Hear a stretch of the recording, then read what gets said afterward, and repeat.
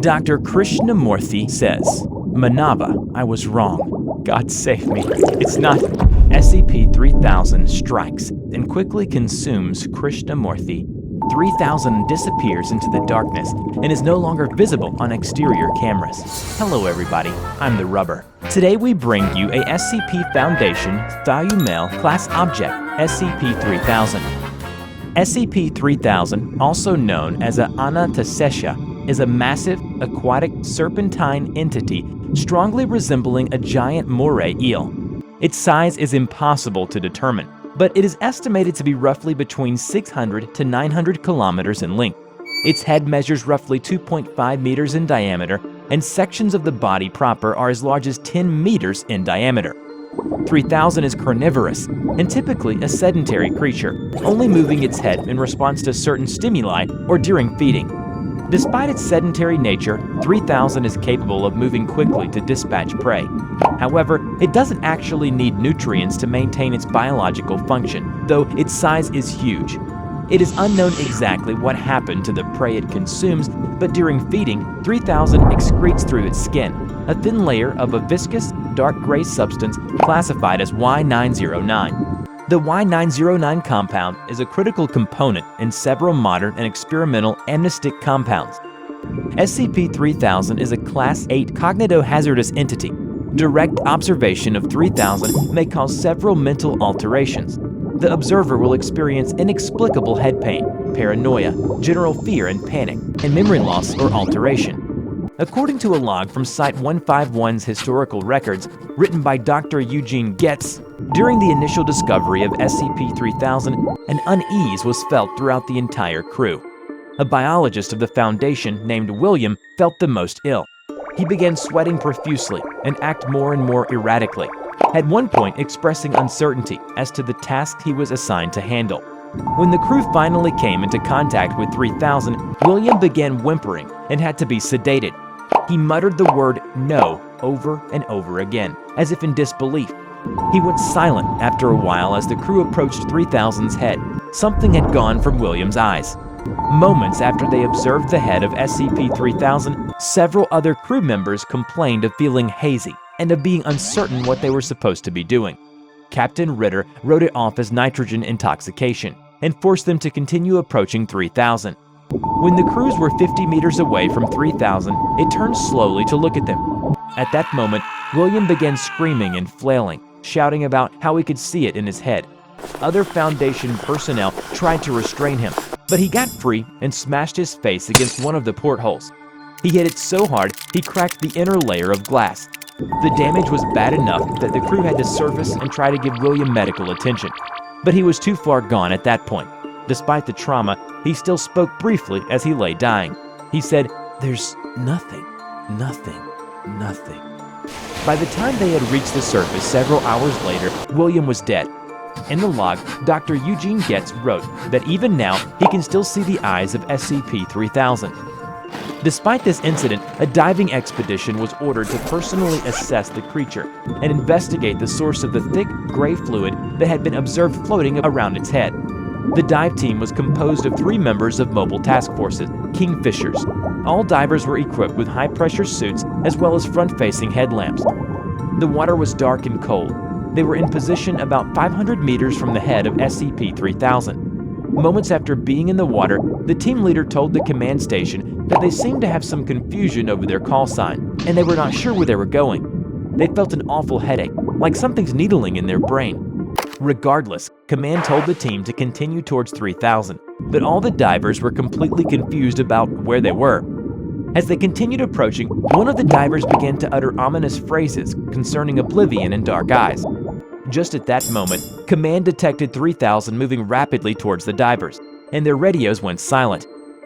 After 33 seconds of silence, one of the divers finally answered to the radio. According to the log, the leader of the team said 3000 opened its mouth, and suddenly there was the sound of a struggle through the other 2 radios. Only one of them remains. The other 2 have been eaten by 3000. The one remained not being eaten claimed that it's extremely difficult to form thoughts while near 3000. He said that the fluid was seeping through the skin around its head, about a meter back. Just looking at the stuff is making him feel like the room is spinning. He feels nauseous and his head isn't working right. He went to retrieve a sample and attached it to one of those little balloons and let it float up so Command will be able to get it later. After that, he claimed that he knows he is dying and told the command station not to send anyone else out there. It is so dark. Command continued to attempt to communicate with 09 Bravo, but Bravo grew increasingly unintelligible before eventually going completely silent. Bravo's radio stayed active over the next 3 days, and intermittent breathing could be heard until the radio ceased functioning. In the beginning, we have mentioned that SCP-3000 is a THAUMIEL class entity. THAUMIEL class SCPs are anomalies that the Foundation specifically uses to contain other SCPs. Even the mere existence of the THAUMIEL class objects is classified at the highest level of the Foundation, and their locations, functions, and current status are known to few Foundation personnel outside of the O5 Council. So how can a giant moray eel that messes up your head helps the SCP Foundation in their operations? The answer is in the dark gray substance classified as Y909. SCP Foundation uses a large number of amnestic during their work. It is vital for keeping the secrecy of the Foundation. The inclusion of the Y909 compound has shown a marked increase in the stability and long-term effectiveness of the Foundation's amnestics. Overall, amnestics utilizing Y909 break down 78% slower than their standard counterparts in cold storage, and 52% slower than their standard counterparts at room temperature. Additionally, individuals administered an amnestic regimen utilizing Y909 show a marked increase in suggestibility, memory clearance, and a significant decrease in additional side effects. Individuals treated with these amnestics express significantly fewer intrusive memories as those without Y909, with some individuals exposed to experimental compounds expressing no intrusive memories whatsoever, even at the 5 and 10-year marks. Due to the effectiveness of these treatments with the addition of Y909, the continued inclusion of the compound is essential to modern Foundation amnestic application. The SCP Foundation has completely relied on the Y909 compound with no means to synthetically reproduce it. Hence, the ATZAC protocol has been developed. This protocol dictates the way the Y909 compound is collected off of SCP-3000 and the way personnel are to interact with 3000. According to the brief framework of the procedure documented, one individual D-class subject is to be administered a sedative and equipped with a high-pressure diving suit. The subject is then to be tethered to a remotely operated underwater vehicle, ROV, within the aft airlock. The airlock is to be flooded, and the subject is to be towed by the ROV towards the feeding site. Upon reaching the feeding site, the ROV is to disconnect its tether, leave the subject there, and return to the Foundation submarine, named SCP-F Aramida. Throughout this stage, SCP-F Aramida should monitor SCP-3000's position and adjust course if the entity begins to move away from the feeding site. Mission Command will provide additional instructions during this phase if necessary. During the feeding session, no personnel are permitted to leave the Aramida without authorization from the Mission Command. At a point after the total consumption of prey, SCP-3000 will begin to excrete Y909 near the foremost section of its body. Specialized teams of deep-sea divers are to exit the SCP-F Aramida through the aft airlock and approach SCP-3000. Collection of Y909 must take place during SCP-3000's digestive period, which is currently believed to be roughly 2.5 hours after consumption of prey. Teams must return to launch craft before the end of this period.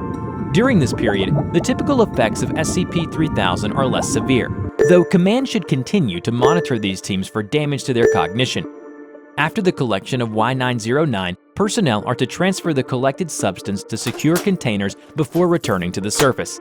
The mission administrator on board the Aramida is to monitor the substance throughout transport.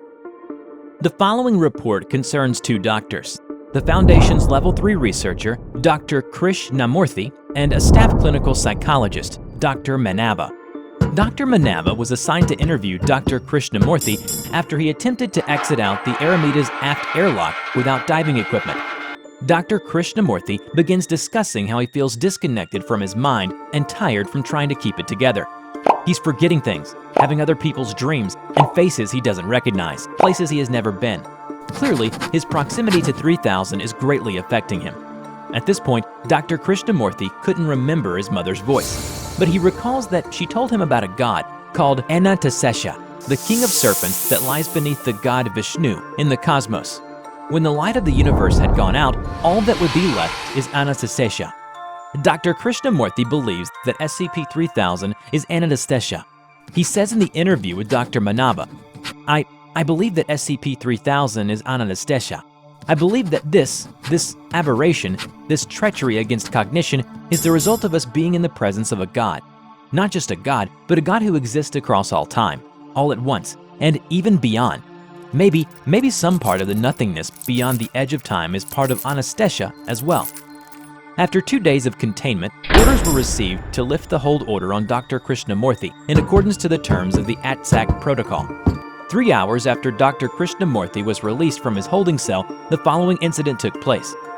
Dr. Krishnamurti stands near the entrance to the Aramita's aft airlock while weeping and prepares to open the airlock door.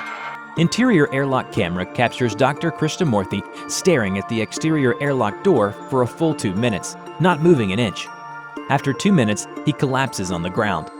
As 3000 slowly approaches the submarine, Dr. Krishnamurti puts on a high-pressure deep-sea diving suit and then moves towards exterior door controls and then exits the Aramita's aft airlock.